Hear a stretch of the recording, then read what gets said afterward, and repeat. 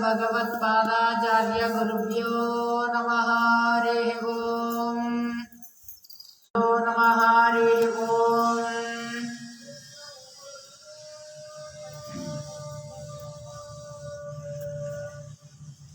ఆచార్యుల వారు శ్రీమదాచార్యుల వారు ఇక్కడ నిర్ణయం చెప్తున్నారు కదా,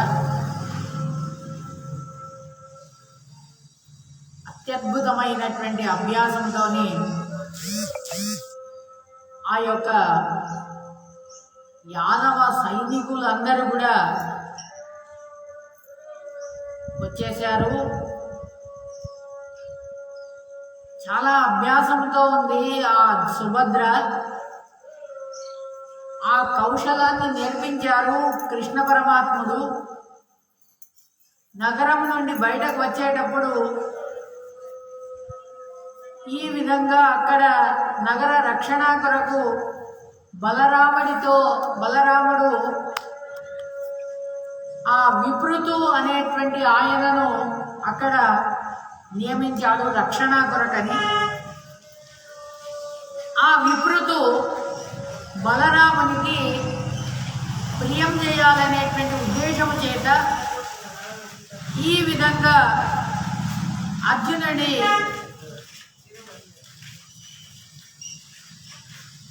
ఆ యొక్క సైన్యంను కేవలం నెపమాత్రము చేతనే ఆ విపృతి యొక్క సైన్యాన్ని మొత్తం అంతా అర్జునుడి యొక్క చుట్టూ తీసుకొని వచ్చేస్తాడు. ఆ సమయం లోపల కృష్ణుడి యొక్క ఆజ్ఞ ఆ ప్రకారంగా అర్జునుడికి బలంగా విరోధం చేయలేదు. కేవలం నెపమాత్రముతోని యుద్ధం మాత్రం చేశాడు ఆ యొక్క విపృతు. ఆ విపృతు ఎవరు అనంటే ఆచార్యుల వారు శ్రీమదాచార్యుల వారు చెప్తున్నారు కదా, మరుగ్గణాల లోపల ఒకరైనటువంటి వాళ్ళు సౌమ్య అనేటువంటి వాళ్ళు ఆ యొక్క విపృతు. ఈ విధంగా కృష్ణుడి సేవ కొరకనే అవతారం చేసినటువంటి వాడు. ఈ విధంగా అర్జునుడు ఆయనకు ఒక్క గాయం కాకుండా వారిపైన ఆ విపృతు పైన బాణాలను విసిరాడయ్యా అర్జునుడి యొక్క బాణాలు ఆ విపృతి పైన వస్తున్నాయి. నిరాయుధుడయ్యాడు, విరతుడయ్యాడు, రథం లేకుండా అయ్యాడు. ఈ విధంగా అర్జునుడు తీక్ష్ణమైనటువంటి బాణాలతోని వానికి గాయం కాకుండా చేశాడు. దాన్ని చూసి విపృతు చాలా సంతోషం చెందాడు. ఈ విధంగా విపృతు తన ఏదైతే ఆయుధాలను వేస్తున్నాడో ఆయుధాలను అన్నిటిని కూడా కత్తిరించాడు ఆ యొక్క అర్జునుడు. ఈ విధంగా ఆ సమయం లోపల విపృతు ముష్టి యుద్ధానికని వచ్చాడు. వస్తుతః అర్జునుడు ఉత్తముడైనటువంటి వాడు. శస్త్రాభ్యాసం లోపల కౌశల్యాన్ని పొందినటువంటి వాడు, కృష్ణుడి యొక్క ఆజ్ఞను తెలుసుకున్నటువంటి వాడు. ఈ విధంగా ఆ యొక్క విపృతు నేను పరాజితుడనైతిని అని ఈ విధంగా పిండోదరక క్షేత్రానికి వెళ్తాడు. అక్కడికి వెళ్ళి బలరాముడికి అన్ని కూడా చెప్తాడు. బలరాముడు ఒకసారి కోపంతోని ఈ విధంగా అర్జునుడిని చంపాలి అని ఈ విధంగా కోపంతోని ప్రద్యుమ్న, సాంబ మొదలైనటువంటి వాళ్ళందరూ కూడా అక్కడికి వెళ్ళి ద్వారకాకు వస్తారయ్యా. వైశంపాయనుల వారు ఇక్కడ మహాభారతంలో చెప్తున్నారు కదా, పురుషోత్తముడైనటువంటి కృష్ణుడి యొక్క ఆజ్ఞానుసారంగా ఆ బలిష్ఠుడైనటువంటి విపృతు తాను పెద్దదైనటువంటి సైన్యంతో రైవత పర్వతం లోపల వాడు ఉంటున్నాడు. కృష్ణుడు ఎప్పుడైతే ప్రవాసానికి వెళ్ళినాడో అక్కడ బలరామునికి సదృశమైనటువంటి వాడు. ఈ విధంగా వాడి పట్టణాన్ని వీడు రక్షణ చేస్తున్నాడు విపృతు. ఈ విధంగా అర్జునుడి యొక్క నిర్గమనం వాడు వెళ్తున్నటువంటిది చూశాడు. తర్వాత అర్జునుడి యొక్క ఘోషను గమనించినటువంటి ఆ యొక్క విప్రుతో తన సైన్యానికి ప్రచోదన చేశాడు. ఈ విధంగా మీరందరూ కూడా ఈ రైవత పర్వతం మార్గం నుండి మనం బయలుదేరాలి. ఏ విధంగా అంటే ఆ మోడాల నుండి, ఏ విధంగా అంటే అనేకమైనటువంటి ఆ ఆకాశం లోపల మబ్బులు కమ్ముకుంటాయి. ఆ మబ్బులలోకి వెళ్ళి సూర్యుడు ఏ విధంగానైతే వస్తాడో ఆ విధంగా అర్జునుడు తాను ఆ ద్వారక నుండి తాను బయట వస్తున్నాడయ్యా. ఈ విధంగా దాన్ని చూసి అంత ఆకాశమంతా మెరుపులాగా ఉంది. తన ఆ ధనుర్బాణాలన్నీ కూడా అలా ఉన్నాయి. అందరికీ అర్జునుడిని చూసి చాలా సైనికులందరూ కూడా ఆశ్చర్యపోతున్నారు. సుభద్ర ఏం చేసిందంటే ఆ రథాలు, గజాలు, అశ్వ పతాకాలతో కూడినటువంటి ఆ విప్రతు యొక్క సైన్యాన్ని చూసి పరమ సంతుష్టురాలైంది ఆమె. ఈ విధంగా అర్జునుడిని గురించి అంటున్నది కదా, ఏ స్వామి, నువ్వు యుద్ధం చేసేటప్పుడు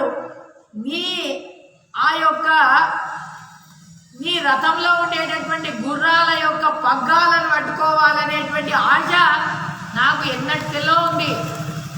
ఈ విధంగా నీ యొక్క ఓజస్సు, నీ యొక్క తేజస్సు, నీ యొక్క కాంతి, నీ యొక్క బలము, నీ యొక్క పరాక్రమము ఇదంతా కూడా నేను తెలుసుకున్నాను. కాబట్టి ఓ అర్జున, నేను నీకు సారథి కావాలి అని ఈ విధంగా నేను అనుకున్నాను.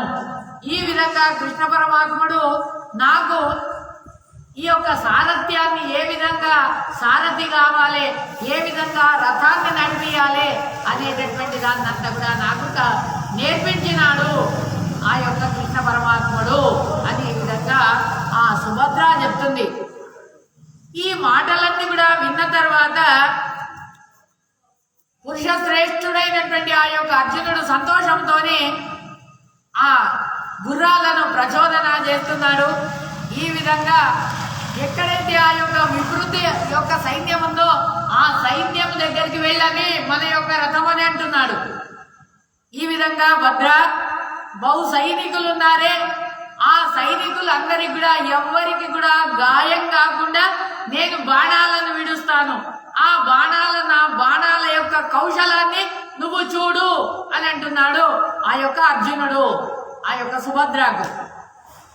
ఈ విధంగా వైశంపాయనుల వారు అంటున్నారు కదా, ఓ జన్మేజయ వినవయ్యా. అర్జునుడు ఈ విధంగా చెప్పుకుంటూ సుభద్రకు విశ్వాసం కల్పించుకుంటూ తర్వాత ఆ రథాలను, ఆ రథంకు ఉండేటటువంటి గుర్రాలను ప్రచోదన చేశారు. ఈ విధంగా ఆ గుర్రాలన్నీ కూడా ముందు వెళ్తున్నాయ్యా. ఎక్కడి వరకు అంటే ఆ విపృతు యొక్క సైన్యం ఎక్కడైతే ఉందో ఆ సైన్యం వరకు అవి వెళ్ళినాయ్యా. ఈ విధంగా మహా వాద్యాలన్నీ కూడా వాయిస్తున్నారు. ఎత్తైనటువంటి ఆ ధ్వజాలు, అక్కడ ఆయుధాలు అన్ని కూడా ఉన్నాయి. విపృతు యొక్క సైన్యము అర్జునుడి దగ్గరికి వస్తున్నాయి. ఈ విధంగా సంతుష్టుడైనటువంటి వాళ్ళు అయినారు. ఆ సైనికులందరూ కూడా మహావేగంతో ఆ అశ్వాలు ఈ విధంగా అర్జునుడు ఏం చేశాడు, ప్రేరేపణ చేశాడు అక్కడి వరకు వెళ్ళని అని. ఈ విధంగా బాణాల యొక్క వర్షాన్ని కురిపించాడట అర్జునుడు. ఈ విధంగా అస్త్రజ్ఞుడైనటువంటి వాడు, అస్త్రాల గురించి తెలిసినటువంటి వాడు ఆ యొక్క అర్జునుడు. వాళ్ళపైన దివ్యమైనటువంటి అస్త్రాలను ప్రయోగించాడు. ఆకాశంలోనే ఆ యొక్క బాణాలన్నీ కూడా వేశాడట. ఆకాశం లోపల మంచంలాగా చేసేసాడు. ఈ విధంగా ఆకాశమే ఒక కప్పులాగా, ఒక మేఘంలాగా దాన్ని చేసేసాడు ఆ బాణాల రాశిని. ఈ విధంగా మహాబాహు అయినటువంటి అర్జునుడు ప్రయోగించినటువంటి బాణాలను ఆ ధనస్సులో పెట్టి బాణాలను ఎప్పుడైతే ప్రయోగిస్తున్నాడో తర్వాత ఖడ్గాలను, తర్వాత హరితమైనటువంటి బాణాలను, వీళ్ళు వేసినటువంటి బాణాలను అన్నిటిని కూడా వాడు కత్తిరిస్తున్నాడు. ఈ విధంగా ఏ సైనికులకు ఎవరికి కూడా కించిత్తు కూడా గాయం కాలేదట. ఈ విధంగా వాళ్ళ యొక్క ఏం చేశాడు అర్జునుడు అంటే వాళ్ళ రథాలకు ఉండేటటువంటి నొగ, ఆ నొగలను తీసేశాడు. తన బాణాలతోని ఈ విధంగా వివిధమైనటువంటి యంత్రాలను, తీక్ష్ణమైనటువంటి బాణాలను అన్నిట్లా కూడా కత్తిరించాడు ఆ అర్జునుడు, ఆ వికృతి యొక్క సైన్యం అంతా కూడా. ఈ విధంగా అర్జునుడు మహారథుడైనటువంటి సైనికులు ఈ విధంగా ఆ సైనికుల యొక్క ధనస్సును, కవచాన్ని, కవచము లేదు, ధనస్సులు లేవు. ఈ విధంగా వాళ్ళు రథహీనులయ్యారు, కవచహీనులయ్యారు. తర్వాత ఈ విధంగా వాళ్ళు సంతోషంతో అప్పుడు అంటున్నారు కదా, ఏ ప్రియా చూడు, ఏ సుభద్ర చూడు అని అంటున్నాడట అర్జునుడు. ఆ అర్జునుడిని చూసి, అర్జున నేను ధన్యురాలునైతిని అని అంటున్నదట ఆ సుభద్ర. నేను కృతకృత్యురాలునైతిని అని అంటున్నది. ఈ విధంగా నీకు మంగళమవుగాక, ముందు వెళ్దాం పద అని అంటున్నది. అప్పుడు ఆ యొక్క వైశంపాయనుల వారు అంటున్నారు కదా, ఆ విప్రుడు తన సైన్యాన్ని అంతా కూడా అర్జునుడి దగ్గరికి వస్తున్నారట. అర్జునుడి దగ్గరికి వచ్చేటప్పుడు సాగరం లోపల ఒక్కసారి వాయు ఎలాగైతే వీస్తుందో, గాలి ఎలాగైతే వీస్తుందో ఆ విధంగా ఒక్కసారి ఆ గాలి అనేటువంటిది వీస్తున్నది. యాదవులు అనేటువంటి వాళ్ళు అలా వస్తున్నారయ్యా. ఆ సమయం లోపల పురుష శ్రేష్ఠుడైనటువంటి ఆ యొక్క విప్రుడు తన శ్రేష్టమైనటువంటి రథము నుండి దిగి వాళ్ళందరూ కూడా, ఆ సైనికులందరూ కూడా ఆ బాణాలను ప్రయోగించేటప్పుడు ఒక్కసారి విప్రుడు తన రథము నుండి దిగి అర్జునుడికి ఎదురుగా వెళ్ళి సంతోషంతో అర్జునుడిని ఆలింగనం చేసుకున్నాడట. అర్జునుడిని ఆలింగనం చేసుకొని ఈ విధంగా నీ యొక్క నివాసము కృష్ణుడు బహుకాలముతోని నిన్ను నీ గురించి తెలుసుకున్నాడని నాకు తెలుసు అని అంటున్నాడు ఆ విప్రుడు. ఈ విధంగా నువ్వు చేసినటువంటి అన్ని క్రియలు ఈ విధంగా ఏది కూడా అజ్ఞాతం కాదు. ఈ సుభద్ర సమాగమము తర్వాత కృష్ణుడు నీ యందు ప్రీతిపాత్రుడైనటువంటి వాడు అనేటువంటి విషయం కూడా నాకు తెలుసు. ఓ ధనంజయ, నువ్వు యతివేషాన్ని ధారణ చేసి నువ్వు ద్వారకాకు వచ్చినప్పుడే సర్వ వృష్ణులలో శ్రేష్ఠుడైనటువంటి ఆ యొక్క కృష్ణ పరమాత్ముడు తన చెల్లెల్ని నీ సేవ కొరకు నియోగించినాడు.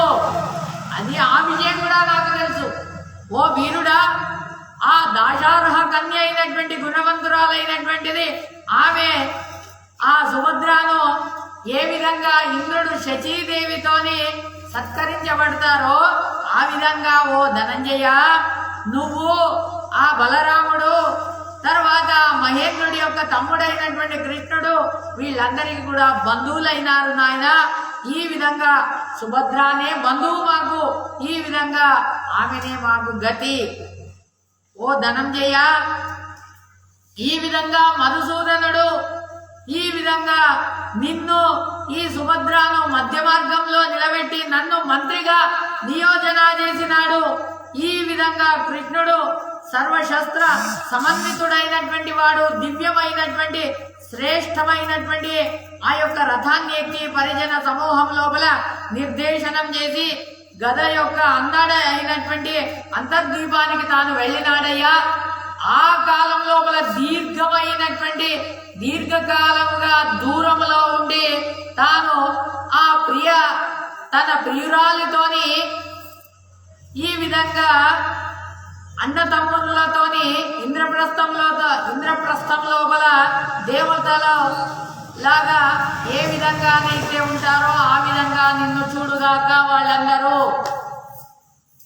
ఓ స్వామి, సారంగధారి అయినటువంటి ఆ కృష్ణ పరమాత్ముడు ఈ విధంగా మీ వెనుక వచ్చి రత్నాలు ఆభరణాలు అన్ని కూడా ఆ సుభద్రకు కానుకలిస్తారు స్వామి. ఈ విధంగా మీరు క్షేమంగా ప్రయాణం చేయండి అని ఈ విధంగా చెప్తున్నాడు. శోకరహితమైనటువంటిది ఈ విధంగా మీకు సమాగమం గాని మీకు శోకమే వలదు అని అంటున్నాడు. ఈ విధంగా అర్జునుడు ఈ విధంగా సంతోషంతో విప్రుతుకు నమస్కారం చేసి తర్వాత అక్కడికి వెళ్ళి కృష్ణుడు తన కొరకు సిద్ధం చేసినటువంటిది ఏదైతే రథం ఉన్నదో ఆ కృష్ణుడి యొక్క మనస్సు అభిప్రాయం ప్రకారంగా రథాన్ని ఇస్తాడు. ఆ రథం లోపల సర్వ రత్న సంపూర్ణమైనటువంటి సర్వ భోగాలకు సమన్వితమైనటువంటిది, సువర్ణమయమైనటువంటి శాస్త్రోక్త విధితో నిర్మితమైనటువంటిది, కింకిణి మాలే అనేటువంటి అలంకృతాలైనటువంటి సర్వ శస్త్రాలతోని మేఘ గర్జనంలాగా ఘోషణ చేస్తున్నటువంటి ఆ యొక్క అగ్ని యొక్క ప్రకాశమానమైనటువంటిది. తర్వాత శత్రువులను సంతోషపెడుతుండేటటువంటిది, శత్రువులను నాశనం చేసేటటువంటిది. ఈ విధంగా శైవ్య సుగ్రీవ అనేటువంటి అశ్వాలను ఈ విధంగా ఇచ్చినాడయ్యా. కవచాలను ధారణ చేసినాడు, ఖడ్గాలను అంగుళీయకాలను ఈ విధంగా అన్ని కూడా ఇచ్చి సుభద్రను రథం లోపల కూర్చుండబెట్టి ఆకాశం లోపల ఈ విధంగా వెళ్ళడానికి తాను ప్రయాణం కల్పించినాడయ్యా. ఈ విధంగా సుభద్రను అపహరణ చేసుకొని వెళ్తున్నారు. ద్వారకాపట్టణం నుండి వెళ్ళేటప్పుడు కొంతమంది అందరు కూడా ఈ విధంగా సుభద్రను హరణం చేసినారే అని ఈ విధంగా అందరు అరుస్తున్నారు. ఈ విధంగా వాళ్ళందరూ కూడా సుధర్మ యొక్క సభలోకి వెళ్ళి సభాపాలకుడికి చెప్తున్నారు కదా, ఈ విధంగా ఓ సభాపాలకులారా, ఈ విధంగా మీరందరూ కూడా ఇక్కడ సభ జరిపిస్తున్నారు, కానీ ఆ సువర్ణాలంకృతమైనటువంటిది ఇక్కడ ఈ సందర్భం లోపల కృష్ణ పరమాత్ముడి యొక్క చెల్లెలైనటువంటి సుభద్రను అర్జునుడు యతివేషంలో ఉండేటటువంటి అర్జునుడు అపహరించుకొని వెళ్తున్నాడు. అనగానే వాళ్ళందరికీ సభాపాలకులు వాళ్ళందరికీ చాలా కోపం వస్తుంది. ఈ విధంగా అక్కడ వృష్ణులు అన్నకులు తక్షణమే వాళ్ళందరూ అంటారు కదా, అన్న పాదాలను అన్ని కూడా వదిలేసి మీరందరూ కూడా శీఘ్రంగా రండి. ఈ విధంగా సువర్ణమయమైనటువంటిది, ఈ విధంగా ఆ రత్నాలతోని ముత్యాలతో పొదిగినటువంటి శ్రేష్టమైనటువంటి సింహాసనం లోపల కూర్చొని ఈ విధంగా సహస్ర సంఖ్యాకులైనటువంటి వాళ్ళందరూ కూడా ఆ సభాపాలకులందరూ కూడా అర్జునుడి యొక్క చేష్టలన్నీ కూడా వివరించినప్పుడు దాన్ని వాళ్ళందరూ కూడా అంటారు కదా, కోపముతోని ఈ విధంగా వాళ్ళ రథాలను శీఘ్రంగా సిద్ధం చేయండి అని ఈ విధంగా అందరూ కవచాలను రండి, ప్రాసాలను తీసుకొని రండి, ధనుస్సులను తీసుకొని రండి, కవచాలను తీసుకొని రండి అని ఈ విధంగా తమ సూతులకు ఎప్పుడైతే ఆజ్ఞాపించగానే వాళ్ళందరూ కూడా వేరే వేరే అన్ని కూడా సిద్ధం చేసుకొని రాగానే ఈ విధంగా అప్పుడు ఆ సమయం లోపల బలరాముడు అంటున్నాడు కదా, ఏ మూర్ఖుల్లారా మీరేం మాట్లాడుతున్నారు కదా, కృష్ణ పరమాత్ముడు వాడు ఏమి మాట్లాడతలేడు, వాడు మౌనంగా ఉన్నాడు, కాబట్టి వాడి అభిప్రాయం తెలియకుండా మీరు వెళ్తే వ్యర్థమవుతుంది అని అన్నాడు. ఈ విధంగా వాడి అభిప్రాయం ఏముందో మీరు తెలుసుకోండి, వాడి అభిప్రాయం లేదే వెళ్తే అది మంగళం కాదు అని ఈ విధంగా వాడు మౌనంగా ఉన్నాడో తెలుసుకుందాం అని ఈ విధంగా అందరూ కూడా ఆ కృష్ణ పరమాత్ముడి దగ్గరికి వెళ్ళినారు. ఈ విధంగా కృష్ణ పరమాత్ముడిని వెళ్ళి అడుగుతున్నారు కదా, ఓ త్రైలోకనాథ, మీరు భూత భవిష్యత్ వర్తమాన కాలాలను తెలుసుకున్నటువంటి వాళ్ళు, మీరు ఈ జనుల యొక్క వ్యాకులతను మీరు చూడలేదా, గమనించలేదా? మరి ఎందుకు మీరు మౌనంగా పాటిస్తున్నారు, మౌనంగా ఎందుకు ఆచరణ చేసినారు?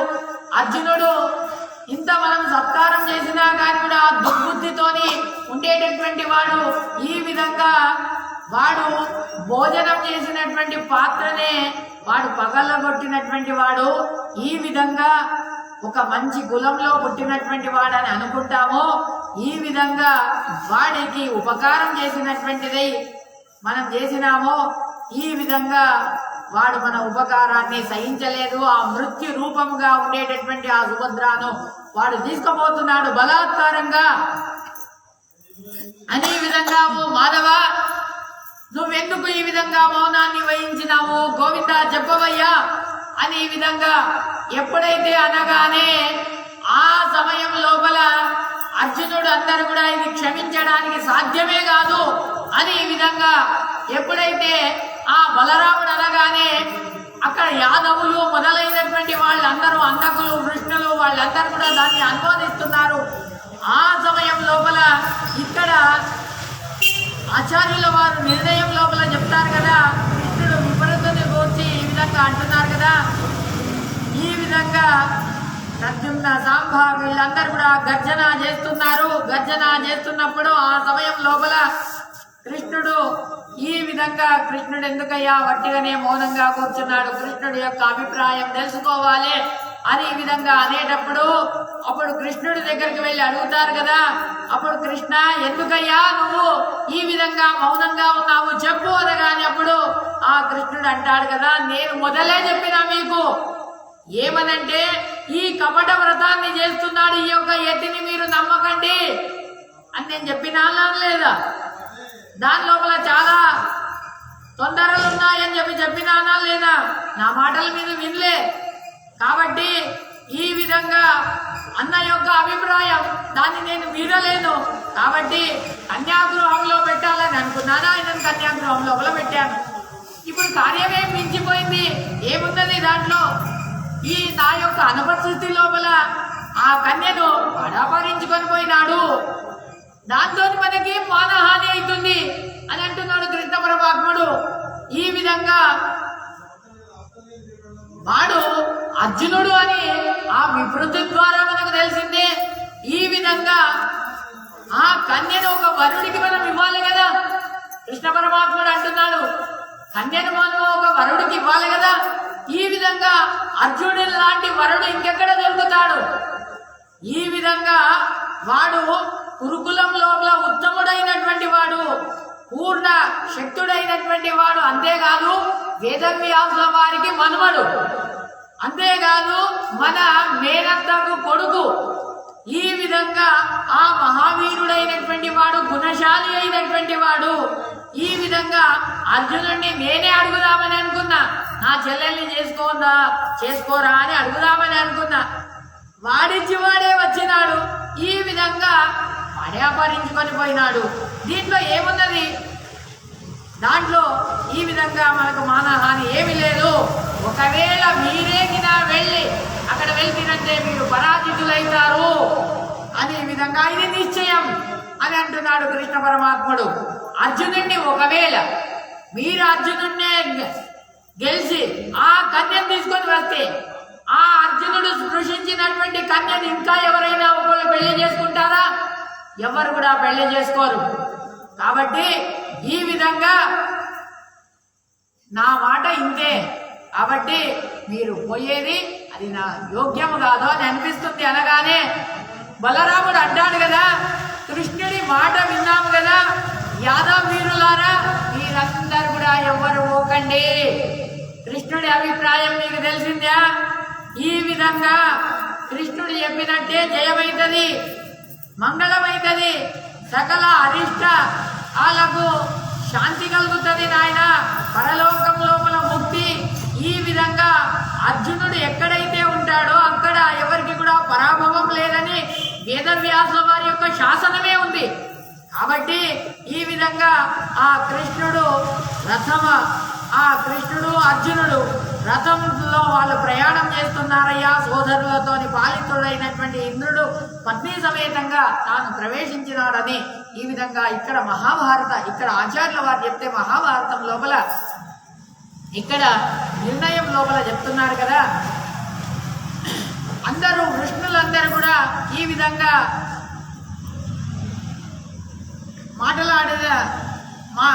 మాటలాడుకున్న తర్వాత వాసుదేవుడు ధర్మయుక్తమైనటువంటి ఎప్పుడైతే మాటలాడిన తర్వాత ఈ విధంగా యాదవులందరూ కూడా కొంతమంది వినలేదు. ఈ విధంగా తర్వాత అర్జునుడి మన వంశానికి చెందినటువంటి వాడు, వాణ్ణి అవమానం చేయకూడదు అని అంటున్నారు. ఈ విధంగా నిస్సంశయంగా వానికి సన్మానమే చేయాలి అని నా అభిప్రాయం అని అంటున్నారు. ఈ విధంగా అర్జునుడు వాడు ధనలోభంతోని రాలేదు. ఈ విధంగా కన్యాశుల్కం అంటే ఈ విధంగా సుభద్రాను ఇచ్చి ఈ విధంగా వాడు ఆ డబ్బు కొరకు ఆశతోనే రాలేదు. ఈ విధంగా స్వయంవరం లోపల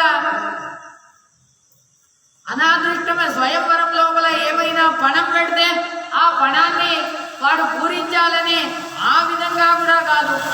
ఈ విధంగా ఆ కుంతీపుత్రుడైనటువంటి యుధిష్ఠిరుడు ఏ దోషము లేదని నా అభిప్రాయం అని అంటున్నాడు కృష్ణ పరమాత్ముడు. ఈ విధంగా క్షత్రియులకు తమ పరాక్రమమే, అది బలాత్కారమే తమ పరాక్రమము. కాబట్టి ఈ విధంగా కన్యను వాడు హరణా చేసినాడు. కాబట్టి అర్జునుడు బలప్రయోగంతోనే వాడు ధర్మముతోనే ఆ కన్యను అపహరించినాడు అని విధంగా చెప్పగానే ఈ సంబంధము మనకు ఉచితమైనటువంటిదే.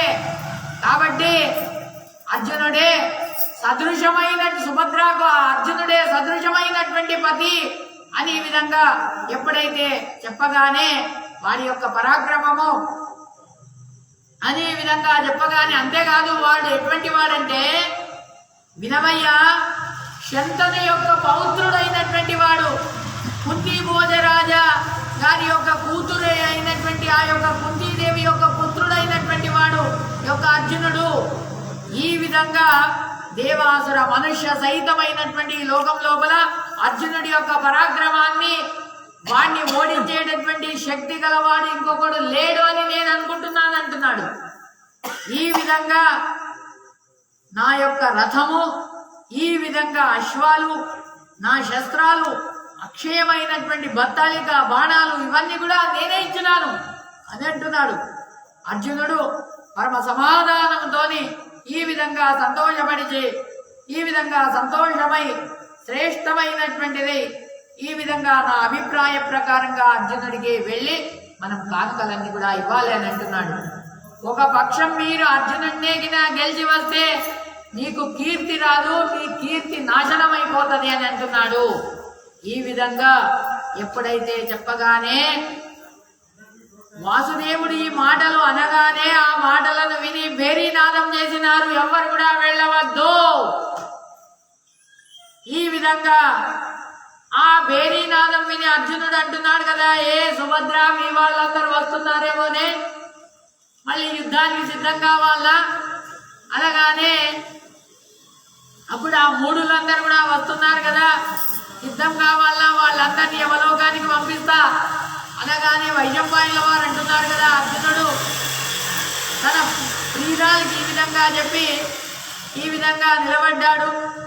ఈ విధంగా ఆ సుభద్ర భయగ్రస్తురాలైంది. స్వామి ఆ విధంగా చేయకు నువ్వు అని పాదాల మీద పడ్డదట, అర్జునుడి యొక్క పాదాల మీద. సుభద్ర అంటున్నది కదా, ఓ ప్రభు, ఆ వృష్ణులందరూ కూడా నిదానంగా సుభద్ర ఈ విధంగా వాళ్ళందరూ వాళ్ళు సౌమ్యులైనటువంటి వాళ్ళని ఈ విధంగా ఏమి చెయ్యకు అనే విధంగా చెప్పగానే ఆ సమయం లోపల వాళ్ళను వదిలేస్తాడయ్యా అనే విధంగా చెప్పి వైశంపాయనుల వారు అంటున్నారు కదా, సుభద్ర ఈ విధంగా చెప్పగానే పరాక్రమవంతుడైనటువంటి ఆ యొక్క పార్థుడు అక్కడికి వెళ్ళి ముందర వెళ్ళాలని తాను ప్రయత్నం చేశాడు. ఒక్కసారి ఆ సుభద్ర పాదాల మీద ఎప్పుడైతే నమస్కారం చేస్తున్నదో ఆమెను లేపి ఆలింగనం చేశాడట. ఆలింగనం చేసుకొని ఒక్కసారి నవ్వాడట. నవ్వి, సుభద్ర రథాన్ని ముందు నడుపు, ముందు వెళ్దాం, మనం మన ఆ ఇంద్రప్రస్థానికి వెళ్దాం పదా అని అన్నాడు. అక్కడికి వెళ్ళి ఇంద్రప్రస్థానికి వెళ్తున్నారయ్యా. ఈ విధంగా అనేకమైనటువంటి ప్రాసాదాలను దాటి తర్వాత ఈ విధంగా తర్వాత ఆ యొక్క ఆ రైవత పర్వతాన్ని దాటి తర్వాత అనేకమైనటువంటి ఆ ఉద్యానవనాలు, గిరివజ్రాలు, తర్వాత ఆ యొక్క ఆ ఉజ్జయినిని దాటి తర్వాత ఉపవనాలను దాటి పవిత్రమైనటువంటి దేశాలను, తర్వాత పవిత్రమైనటువంటి ఆ యొక్క వాపి అంటే పెద్ద పెద్ద కోనేర్లను దాటి తర్వాత ఈ విధంగా ఆ యొక్క పద్మ సరోవరాలను దాటి తర్వాత ఆ దేనుమతి అనేటువంటి తీర్థాన్ని దాటి తర్వాత ఈ విధంగా అశ్వారోధ అనేటువంటి తీర్థాన్ని ఆ తీర్థం దగ్గరికి వెళ్ళి అక్కడికి వెళ్ళి ముందర ఆ పర్వత శ్రేష్టమైనటువంటి అంబుద అనేటువంటి పర్వతం దగ్గరికి వెళ్ళి అక్కడికి వెళ్ళి ముందర తాను వెళ్తున్నాడయ్యా ఆ యొక్క అర్జునుడు. అక్కడికి వెళ్ళి శృంగ పర్వతం దగ్గరికి వెళ్ళి అక్కడికి వెళ్ళి శరావతి అనేటువంటి నదిని దాటి తర్వాత సాల్వ రాష్ట్రాన్ని, నిషధ రాష్ట్రాన్ని, తర్వాత దేవాపృతు అనేటువంటి ఆ యొక్క పట్టణాలను చూస్తూ తర్వాత ఆ యొక్క దేవారణ్యం అనేటువంటి ఆ యొక్క అరణ్యానికి వెళ్ళి ఆ అరణ్యం లోపల తర్వాత అక్కడ ఋషులందరూ కూడా అర్జునుడికి పూజలు చేశారట. తర్వాత అరణ్యం లోపల వనాలను, నదులను, పర్వతాలను, తర్వాత అనేకమైనటువంటి గిరులను చూసి తర్వాత సుభద్ర యొక్క సారథ్యం వల్ల అక్కడికి వెళ్ళి కురుదేశాన్ని కూడా దాటి అక్కడికి వెళ్ళి వెళ్తున్నాడయ్యా, కురుదేశానికి వస్తున్నాడయ్యా అర్జునుడు. తాను సింహ పరాక్రమం చేస్తూ ఉపవనాలను దాటుతూ అక్కడికి వెళ్ళి వచ్చినాడయ్యా. ఆ సమయం లోపల ఎప్పుడైతే ఇంకా ఆ యొక్క ఇంద్రప్రస్థానికి వస్తున్నప్పుడు సోదరులందరికీ కూడా వాళ్ళు సంతోషమైందట. ఈ భీమసేనుల వారికి, యుధిష్ఠిరుల వారికి, నకుల సహదేవులకు చాలా సంతోషం కలిగింది. ఈ విధంగా ఆచార్యుల వారు చెప్తున్నారు కదా, కృష్ణుడు తన మాటల ప్రకారంగా యాదవులందరినీ కూడా శాంతపరిచి బలరాముడు పాండవులందరికీ కూడా వాళ్ళు ఉన్న జాగలకి వాళ్ళు వస్తున్నారయ్యా. అర్జునుడు తాను స్వభవన ప్రాప్తి అక్కడ గోపాలికా వేషముతోని ఆ సుభద్రకు చెప్తారు కదా, ఏ సుభద్ర నువ్వు గోపాలికా వేషముతోని రా అని ఈ విధంగా చెప్తారు. ఈ విధంగా ఆ సుభద్ర గోపాలికా వేషాన్ని వేసుకుంటది.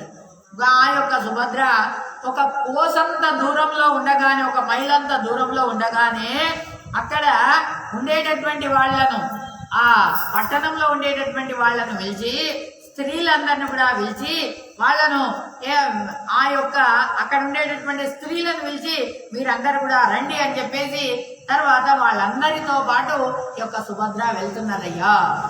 ఈ విధంగా ఆ వ్రజిన అంటే వక్ర అని చెప్పినారు. ఈ విధంగా కౌరవులందరూ కూడా వక్రమైనటువంటి వాస్తువుతోని నిర్మితమైనటువంటిది కాబట్టి ఆ కారణంగా దానికి ఇంద్రప్రస్థానికి వ్రజిన అనేటువంటి పేరు వచ్చింది నాయన. ఈ విధంగా దాని చుట్టూ కూడా ఆ గోశాలలు ఉంటాయి కాబట్టి దాని పేరు వ్రజిన అని పేరు కూడా వచ్చింది నాయన. శత్రువులు దాంట్లో ఆ ప్రవేశించడానికి ఆస్కారమే లేదు కాబట్టి దానికి వ్రజిన అని పేరు వచ్చింది నాయన.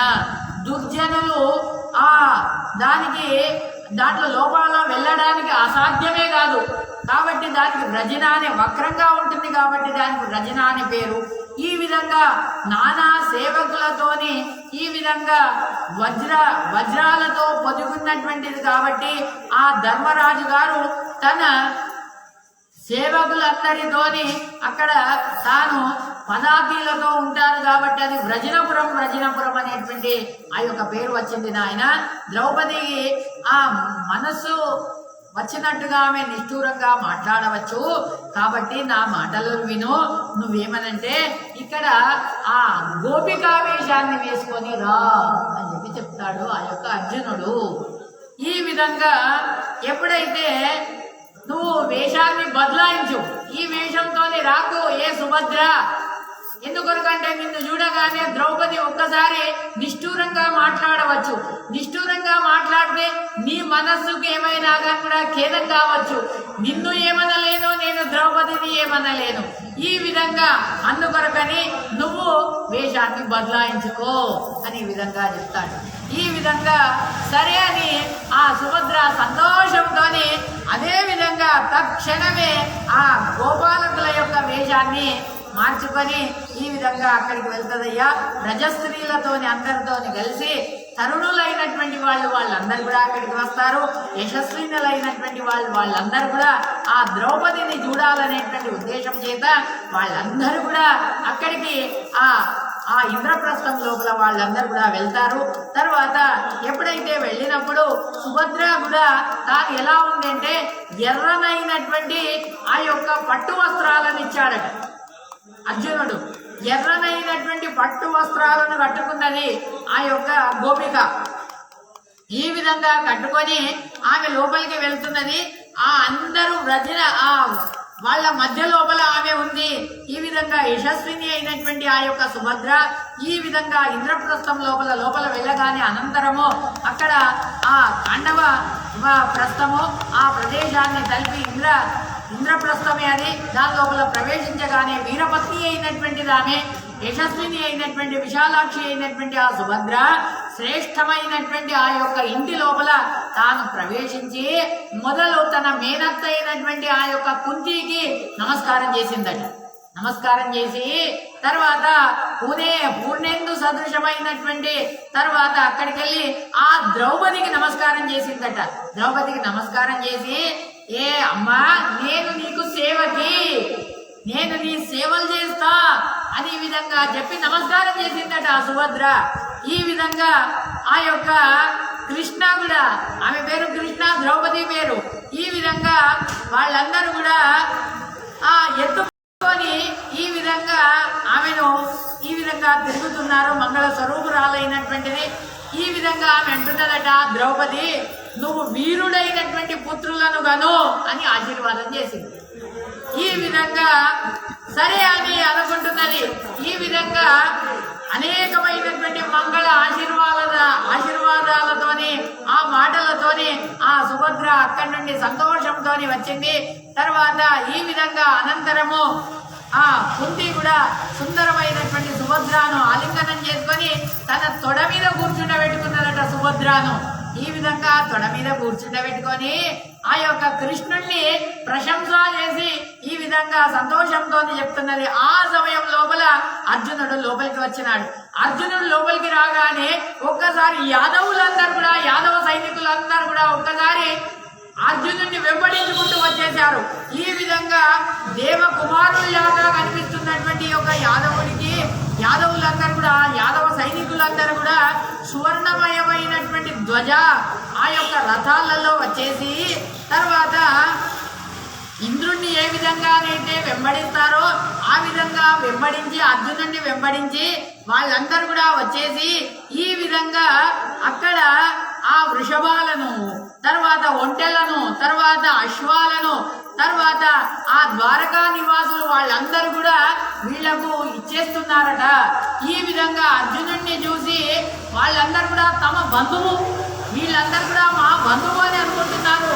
యువకులందరూ కూడా చాలా సంతోషం చెందినారు. నరశ్రేష్ఠులైనటువంటి వాళ్ళందరూ కూడా అభివాదనం తెలుపుతున్నారు. యాదవ సమూహం అంతా కూడా ఈ విధంగా అప్పుడు అందరు వచ్చినప్పుడు అంతఃపురం లోపల ఆ శ్రేష్టమైనటువంటి దౌమ్యాచార్యుల వారు అక్కడికి వచ్చినారు. అర్జునుడు తర్వాత కుంతికి నమస్కారం చేసినాడు. ధనంజయ ఈ విధంగా ధర్మరాజు గారి యొక్క పాదాలకు నమస్కారం చేసినాడు. భీముడి యొక్క పాదాలకు నమస్కారం చేసినాడు. నకుల సహదేవులు వాళ్ళిద్దరు వచ్చి నమస్కారం చేసినారు అర్జునుడికి. తర్వాత వాళ్ళని ఆలింగనం చేసుకున్నాడు. తర్వాత తన సహోదరులతోని, బ్రాహ్మణులతోని, పౌరజనులతోని అందరినీ కూడా యథోచితంగా వాళ్ళకు సత్కారం చేసినటువంటి వాడైనాడు. ఈ విధంగా అనంతరం అర్జునుడిని వెంబడించినటువంటి ఆ యొక్క యాదవులలో పెద్దవాడైనటువంటి వాళ్ళందరూ కూడా ఈ విధంగా ఆ కుంతిపుత్రుడైనటువంటి యుధిష్ఠిరుల వారికి తాను తెచ్చినటువంటి ఏదైతే ధనం యొక్క రాశి ఉన్నదో ఆ రాశినంతా కూడా ఆ యుధిష్ఠిరుల వారికి ఇచ్చేశారు నాయన. ఈ విధంగా గదాగ్రజుడైనటువంటి కృష్ణుడు యాదవులకు పూజ చేయాలనేటువంటి ఉద్దేశం చేత ఈ విధంగా ధర్మరాజు గారి యొక్క సంబంధము మనకు ఈ విధంగా పెరగాలనేటువంటి ఉద్దేశము చేత ఈ విధంగా ఆ యొక్క పూజార్హుడైనటువంటి వాడు యథోచితంగా పూజలు చేసి వాళ్ళందరూ కూడా కృతకృత్యులయ్యారు. ఈ విధంగా ఉదారమైనటువంటి బుద్ధి కలిగినటువంటి వాడు కృష్ణుడి యొక్క చెల్లెలైనటువంటి ఆ యొక్క సుభద్రను తర్వాత పాండవులు సాక్షాత్ ఈమె మహాలక్ష్మి అని అనుకుంటున్నారు. ఈ విధంగా సుభద్ర యొక్క ఆమె నడక, ఈమె ఆ పెద్దవాళ్ళందరికీ తర్వాత తన ఆ బావకు తర్వాత తన పతి వాళ్ళందరికీ కూడా సోదరులందరికీ కూడా పరమ ప్రియురాలైంది అని ఈ విధంగా అంటున్నారు. ఆ జన్మేజయ ఈ విధంగా వినవయ్యా ఆ పాండుపుత్రులైనటువంటి ఆ యొక్క యుధిష్ఠిరాలు అందరూ కూడా సంతోషముతోని ఈ విధంగా ఆనందం పొందారు నాయన. కుంతి కూడా ఆ ద్రౌపదితోని ఈ విధంగా ఆనందంతో ఉంది అనే విధంగా చెప్పారు. ఇది శ్రీమన్మహాభారతే శతసాత్రికాయాం సంహితాయాం ఆదిపర్వణి షట్శత్యధికశతతమోऽధ్యాయः ఇది హరణహారిక పర్వణి ద్వితీయోऽధ్యాయः. శ్రీకృష్ణార్పణమస్తు. అనేన భావేత్ పుణ్యం అవాప్నోతు.